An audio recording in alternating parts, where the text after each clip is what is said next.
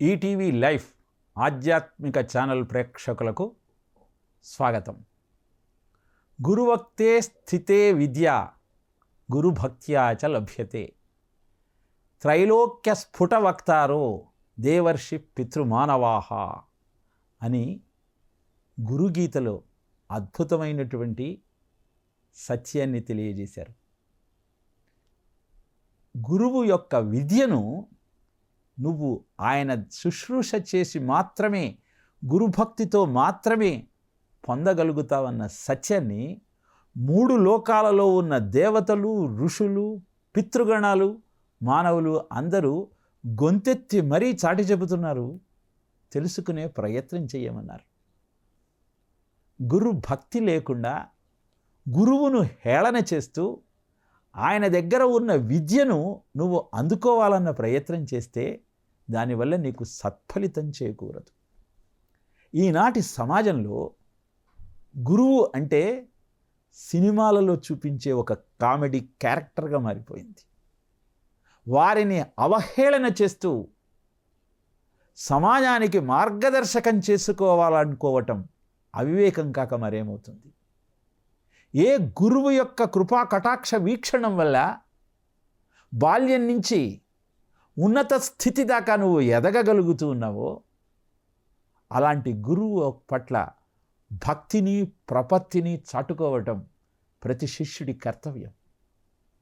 నువ్వు ఎంత గొప్ప స్థితికైనా ఎదగవచ్చు, కానీ నీ గురువును గౌరవించే సంస్కారం నీలో లేనప్పుడు ఆ విద్య ఎన్నటికీ నీకు ప్రయోజనాన్ని అందించలేదు. ఆధునిక సమాజంలో కనపడుతున్న విపరీత పోకడలకు భాగవత జ్ఞానం ఒక అద్భుతమైన ఔషధం. గురుగీతలో పరమేశ్వరుడు పార్వతికి తెలియజేస్తూ గురుపాదోదకం తీర్థం గురోచ్చిష్ట భోజనం గురుమూర్తే సదా ధ్యానం గురునామ సదా జప అని తెలియజేశాడు. అంటే గురువు పాదములను పూజించి ఆ జలాన్ని తీర్థంగా స్వీకరించు. గురువు తీసుకున్న ఆహారాన్ని మిగిలిన తరువాత నువ్వు భోజనంగా స్వీకరించు. గురువు నామాన్ని జపంగా అభ్యాసం చెయ్యి. గురుమూర్తిని ధ్యానిస్తూ నీ జీవితాన్ని సంస్కరించుకో. ఇది స్థూలార్థం. దీనిలోని అంతరార్థాన్ని మనం గ్రహించగలిగితే అది నీ జీవితాన్ని సంస్కరించే అద్భుతమైనటువంటి విజ్ఞానం అవుతుంది. గురుపాదోదకం తీర్థం అంటే కేవలము గురు పౌర్ణమి నాడు పర్వదినాలలో గురువుగారి దగ్గరికి వెళ్ళి పెద్ద పళ్ళెంలో ఆయన పాదాల నుంచి గంగాజలంతో ఆ పాదాలను ప్రక్షాళన చేసి దాన్ని తీర్థంగా తీసుకోవటం అన్న అర్థము పూర్తి అర్థాన్ని నీకు తెలియచేయదు. ఎన్నో పుణ్యక్షేత్రాలు తిరిగి ఎందరో పెద్దలను ఆశ్రయించి అద్భుతమైన విజ్ఞానాన్ని ప్రపంచానికి అందించిన గురువుగారి పాదాలు, ఆ పాదాలను ప్రక్షాళన చేయటం వల్ల, ఆ తీర్థాన్ని స్వీకరించటం వల్ల ఆ లక్ష్యాన్ని కూడా నువ్వు స్వీకరిస్తున్న భావన నీలో కలిగినప్పుడు మాత్రమే గురుపాదోదకం తీర్థం అన్న వాక్యానికి నువ్వు న్యాయం చేసిన వాడి అవుతావు. ఎందుకని అనేక క్షేత్రాలు దర్శించి ఎందరో పెద్దలను ఆశ్రయించి విజ్ఞానాన్ని గురువుగారు సముపార్జన చేశారు అంటే సమాజ శ్రేయస్సు కోసం. పుణ్యమూర్తుల యొక్క సందర్శనంతో పొందినటువంటి తపశ్శక్తిని, పుణ్యతీర్థములలో స్నానం చేయటం వల్ల కలిగినటువంటి ఆత్మశక్తిని అందరికీ పంచాలన్న సంకల్పం నీలో కలిగినప్పుడు మాత్రమే ఆ పాదోదకాన్ని తీర్థంగా తీసుకొని అకాల మృత్యుహరణం, సర్వవ్యాధి నివారణం, సమస్త పాప క్షయకరం, శ్రీ గురుపాదోదకం పావనం శుభం అన్న భావన నీలో ఉద్దీపితమవుతుంది. అలానే గురో ఉచ్చిష్ట భోజనం అంటే గురువుగారు తిన్న తర్వాత మిగిలిన ఆహారాన్ని ప్రసాదంగా స్వీకరించటం అన్న అర్థాన్ని మనం సామాన్యంగా చెప్పుకుంటూ ఉంటాం. కానీ ఉచ్చిష్టము అంటే ఆయన నోటి నుంచి వచ్చింది. గురువుగారు ప్రతి నిమిషము సమాజ శ్రేయస్సు దృష్టిలో పెట్టుకొని తన ఉపన్యాసాన్ని ఇస్తారు. అందరూ ఆనందంగా ఉండాలన్న ఆలోచనతో వారి కార్యాచరణను సిద్ధం చేస్తారు. సర్వే జనా సుఖినో భవంతు, లోకా సమస్తా సుఖినో భవంతు అన్నది గురువుగారి వ్యక్తిత్వం. మరి అలాంటి వ్యక్తిత్వం నీ సొంతమైనప్పుడు మాత్రమే ఆయన ఉచ్చిష్టాన్ని నువ్వు స్వీకరించినట్టు. మంగళమనుచు వారి ఎంగిలి భక్షింతు వానల్ల కెండల కోడన్ ముంగల నియతును నియతిని అని నారదుడు కూడా తన పూర్వజన్మ వృత్తాంతాన్ని తెలియజేస్తూ, నేను చాతుర్మాస్య దీక్షలో ఉన్నప్పుడు గురువులను ఈ విధంగా సేవించానని తెలియజేశాడు. వారు చెప్పిన అద్భుతమైన విజ్ఞానాన్ని జీవితానికి అన్వయించుకొని అందరికీ విష్ణు భక్తిని అందించాలన్న సంకల్పంతో త్రిలోకాలు సంచరిస్తూ ఉన్నాడు. ఆ విషయాన్ని మనం గమనించగలిగితే గురో ఉచ్చిష్ట భోజనం అన్నటువంటి వాక్యం యొక్క అర్థం మనం జీవితానికి అన్వయించుకున్న వాళ్ళమవుతాం. గురుమూర్తే సదా ధ్యానం, ఇక నిరంతరము ఆయన మూర్తినే ధ్యానం చెయ్యాలి.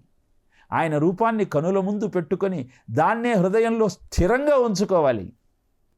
ఎందుకోసం ఉంచుకోవాలి అంటే, ఏ లక్ష్యం కోసమైతే నిరంతరము ఆయన ధ్యానం చేసి ఆయన జీవితాన్ని దానికోసం త్యాగం చేశాడో ఆ లక్ష్యం నీది కావాలి. ఆ లక్ష్య ధ్యానం నీ జీవితాన్ని ముందుకు నడిపించాలి. అందుకోసమే పరమేశ్వరుడు కూడా గురుమూర్తిగా అవతరించి ధ్యానం చేస్తూ గురువులకు నమస్కరించాడు. గురువర్నామం సదా జపః, ఆ గురువు గారి నామాన్నే ఎల్లప్పుడూ జపించాలి అంటే అర్థము ఆయన నీకు ఇచ్చిన మంత్రం ఏదైతే ఉన్నదో దాన్ని అనుష్ఠానం చెయ్యాలి. మంత్రానుష్ఠానం వల్ల నీలో పెంపొందే దైవీ శక్తి నీ మానవ శక్తికి సహకరించి నువ్వు చేయదలుచుకున్న సమాజ హిత కార్యక్రమం నిర్విఘ్నంగా నెరవేరుతుంది. అందుకోసమే గురు గీతలో గురు భక్తిని పెంపొందించుకుంటూ గురువుగారు ఇచ్చిన జ్ఞానాన్ని జీవితానికి అన్వయించుకుంటూ ఆయన పాదోదకాన్ని తీర్థంగా సేవిస్తూ ఆయన ఉచ్చిష్టాన్ని భోజనంగా స్వీకరిస్తూ ఆయన రూపాన్ని ధ్యానిస్తూ ఆయన నామాన్ని జపించాలన్న సత్యాన్ని మనకు తెలియజేశాడు. కవిత్వవారాశి నిశాకరాభ్యాం దౌర్భాగ్యదావాంబుదమాలికాభ్యాం దూరీకృతానమ్ర విపత్తితాభ్యాం నమో నమః శ్రీ గురుపాదుకాభ్యాం. ఇలా కవిత్వం అనేటువంటి సముద్రానికి చంద్రుడి లాంటివాడు. కవి అన్న శబ్దానికి మంత్రం అనే అర్థం కూడా ఉంది. నీలో ఉన్న సృజనాత్మకతను పెంచే అద్భుతమైనటువంటి చంద్రస్వరూపం. సముద్రము చంద్రకాంతితో ఉప్పొంగుతుంది. అలానే నీలో ఉన్న సృజనాత్మకత గురువు అనేటువంటి చంద్రోదయం జరగటం వల్ల అద్భుతంగా పెరుగుతుంది. అలానే దౌర్భాగ్యం అనేటువంటి మేఘం తొలగిపోతుంది. విపత్తులన్నీ దూరంగా నెట్టివేయబడతాయి. ఎప్పుడు గురు పాదుకల యందు నీ భక్తిని నీవు చాటుకున్నప్పుడు. ఇలాంటి అద్భుతమైన గురుతత్వానికి నిలువెత్తు నిదర్శనమే వేదవ్యాసుడు. ఋషులంతా వాళ్ళు ఆశ్రమ జీవితాన్ని గడుపుతూ కందమూలాలు తింటూ ప్రపంచానికి అద్భుతమైన విజ్ఞానాన్ని అందజేశారు. అన్ని భోగాలు అనుభవించడానికి అవసరమైన విజ్ఞానము ఈనాడు సమాజంలో మనకు కనపడుతుంది అంటే దానికి కారణం ఋషుల యొక్క ఆలోచన పరంపర. వాస్తు, జ్యోతిష్యం, ఆయుర్వేదం, ధనుర్వేదం ఇలా అనేకమైన విజ్ఞానాలు ఈనాడు మనకు మార్గదర్శకం కావటానికి కారణం ఋషుల యొక్క ఆలోచన విధానమే. ఋషి అంటే అర్థం కసి ప్లస్ కృషి = ఋషి. అంటే సమాజానికి శ్రేయస్సు కలిగించాలన్న కసితో, పట్టుదలతో తపస్సనే కృషిని అహరహము చేసిన మహానుభావులే ఋషులు. అలాంటి ఋషిపీఠం భారతదేశం. వాళ్లను గురువులుగా స్వీకరించి ప్రతిరోజు సంకల్పంలో త్రయార్ష, పంచార్ష అని 3 ఋషులు, 5 ఋషులు, ఇలా ఋషి పరంపరను గుర్తు చేసుకుంటాం.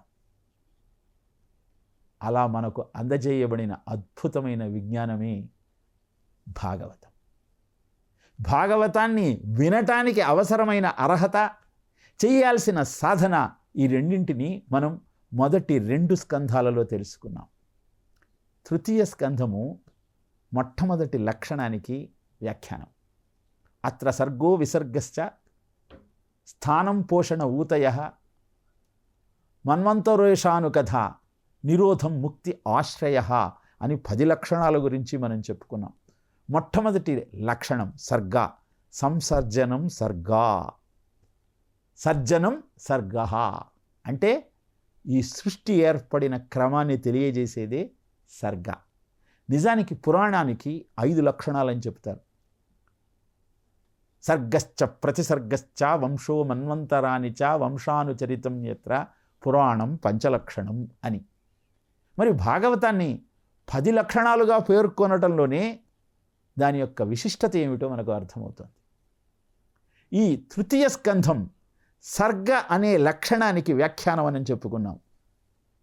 దీనిలో 33 అధ్యాయాలు ఉంటాయి.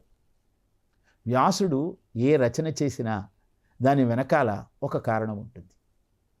ఒక పాత్రకు ఒక పేరు పెట్టినా, ఒక స్కంధంలో ఎన్ని అధ్యాయాలు నిర్ణయించినా దానికి అద్భుతమైనటువంటి రహస్యం, అంతరార్థం ఉంటుంది.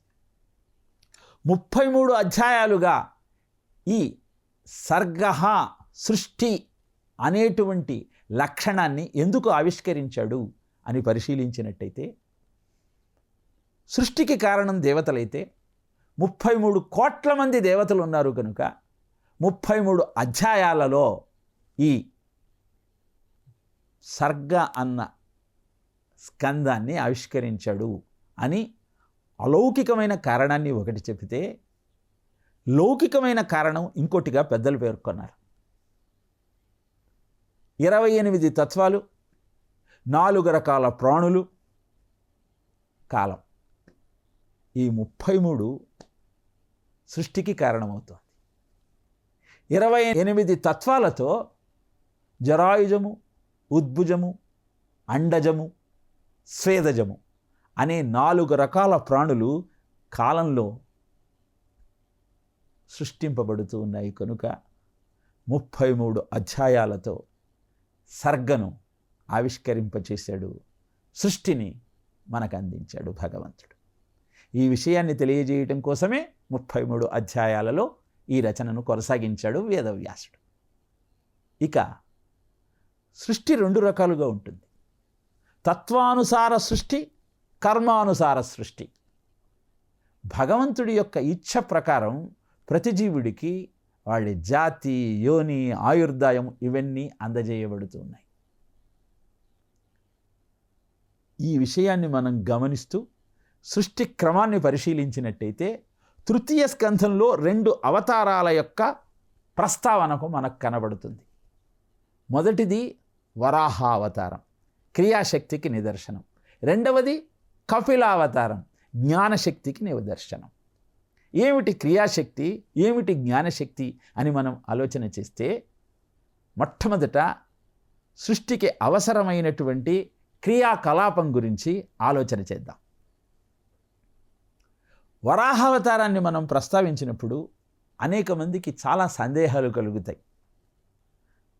దానిలో మొదటి సందేహం, హిరణ్యాక్షుడు భూమినంతా చాపలా చుట్టి సముద్రంలో దాచిపెట్టినప్పుడు ఆయన ఎక్కడున్నాడు? బ్రహ్మదేవుడి ముక్కు నుంచి వరాహం అవతరించింది అని చెబుతారే, ఎక్కడైనా ముక్కు నుంచి జీవం ఉద్భవిస్తుందా? ఇక స్వయంభూమనువు శతరూప వీరిద్దరి కారణంగా సృష్టి ఏర్పడిందంటే వీరెక్కడున్నారు? ఇలాంటి అనేక సందేహాలు ముఖ్యంగా పిల్లలలో కలగటం సహజం. ఆ ప్రశ్నలన్నింటికీ మనకు భాగవతంలో సమాధానం కనబడుతుంది. పురాణం అనేది ప్రజా విద్య, అద్భుతమైన విజ్ఞానానికి నిదర్శనం. హిరణ్యాక్షుడి హిరణ్యకశ్యపుడి జననం ఎలా జరిగిందో ఒక్కసారి మనం పరిశీలిస్తే ఒక ప్రశ్నకు మనకు సమాధానం దొరుకుతుంది. కశ్యపుడి భార్య దితి. నీ కర్మాచరణ ధర్మబద్ధమైనదా కాదా అన్న విషయం నీకు ఎలా తెలుస్తుంది అంటే, శాస్త్రానుసారమైన కర్మాచరణ ధర్మం, వాసనానుసారమైనటువంటి కర్మాచరణ అధర్మం. వాసనలు దుర్వాసనలుగా ఉన్నప్పుడు అవి నీకు హాని చేస్తాయి. దితి కశ్యపుడి భార్య. దక్ష ప్రజాపతి యొక్క 13 మంది కుమార్తెలను కశ్యపుడు వివాహం చేసుకున్నాడు. నిజానికి కశ్యపుడిని వివాహం చేసుకోవాలన్న సంకల్పం కశ్యపుడిది కాదు, దితిదే. అంటే కశ్యపుడి అందాన్ని తపశ్శక్తిని చూచి ఇతను నాకు భర్తగా కావాలన్న ఆలోచన చేసింది దితి. అంటే ఆమె వాసన ఆయనను భర్తగా కోరింది. ఇష్టపడినటువంటి వ్యక్తిని వివాహం చేసుకోవటం దోషం కాదు.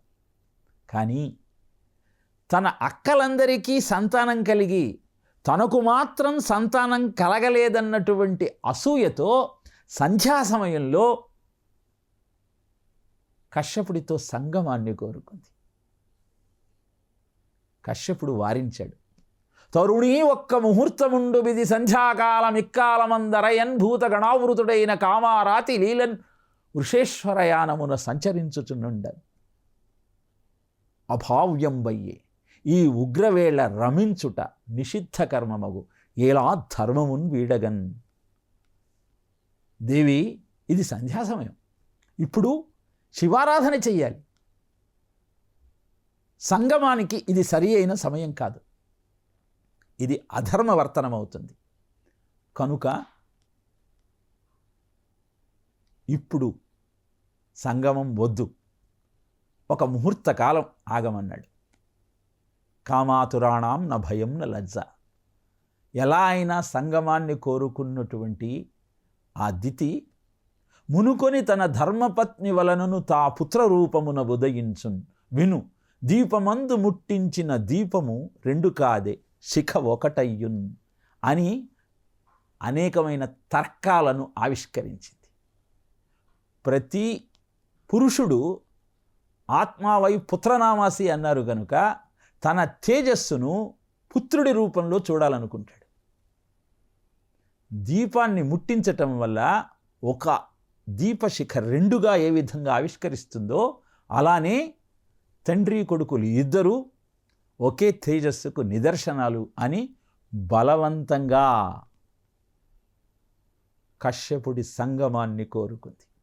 ఆ కారణంగా హిరణ్యాక్ష హిరణ్యకశ్యపులు జన్మించారు. భాగవతంలోని 3వ స్కంధంలోని ఈ ఘట్టం మనకేం తెలియజేస్తుంది? కామం అనేది ధర్మబద్ధమై ఉన్నప్పుడు మాత్రమే అది అద్భుతమైన సంతానాన్ని ప్రయోజనాన్ని నీకు కలగజేస్తుంది.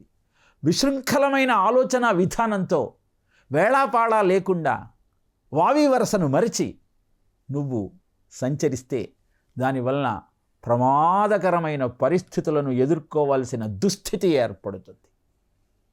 శివగురువు ఆర్యాంబ వృషాచలేశ్వరుణ్ణి ఆరాధించారు కనుక ఆదిశంకరుడు లాంటి కొడుకు వాళ్లకు జన్మించాడు. దశరథుడు పుత్రకామేష్టి యాగం చేశారు కనుక రామచంద్రమూర్తి కొడుకుగా ఆ ఇంట జన్మించాడు. ఈ సత్యాన్ని మనం గ్రహించగలిగితే ఉత్తమమైన సంతానాన్ని కోరుకున్న వారు ధర్మబద్ధమైన జీవనాన్ని సొంతం చేసుకోవాలి. ఆ తరువాత బాధపడుతుంది దితి, పశ్చాత్తాపడుతుంది. తన గర్భాన్ని 100 సంవత్సరాలు అలానే తన గర్భంలో నిక్షిప్తం చేసుకుని తన సంతానం వల్ల సమాజానికి హాని కలగకూడదు అని తప్పిస్తుంది. కానీ ఏమి లాభం? ఆదితి గర్భమందు రుచిరాకృతిలోనొక తేజమన్య తేజోదమలీల వెల్వడి వసుంధరయున్ గగనంబు నిండి సంచాదిత పద్మబాంధవ నిశాకర జీప్తులు గల్గి సూచికా భేద సంతస భీషణమైన భయాకృతుల్. భయంకరమైన వెలుగుతో లోకాలనన్నింటినీ అది కుతలం చేస్తుంది. ఇంత నేపథ్యాన్ని భాగవతంలో మనం ఎందుకు పరిశీలిస్తున్నాము అంటే, ప్రతివారికి ఉత్తమోత్తమైన సంతానం కావాలన్న ఆలోచన ఉంటుంది, కానీ దానికి అవసరమైన సాధన క్రమాన్ని మాత్రం వాళ్ళు అవలంబించే ప్రయత్నం చేయరు. పుత్ర సంతానం కావాలంటే, పుత్రికా సంతానం కావాలంటే ఏ రోజులలో సంగమించాలి, ఎలాంటి ఆరాధన చేయాలన్న సత్యాన్ని కూడా పురాణం మనకు తెలియజేసింది. కనుక పురాణ విద్యను ప్రజా విద్యగా భావించి దాన్ని అధ్యయనం చేస్తూ ధర్మవర్తన ద్వారా జీవితాన్ని అద్భుతంగా ఆవిష్కరించుకునే ప్రయత్నం చేయాలి. మరి వరాహావతారం క్రియాశక్తికి, కపిలావతారం జ్ఞానశక్తికి ఏ విధమైనటువంటి వ్యాఖ్యానం ద్వారా ఆవిష్కరింపబడిందో వచ్చే ప్రసంగంలో మీకు తెలియజేసే ప్రయత్నం చేస్తాను. ఓం తత్సత్.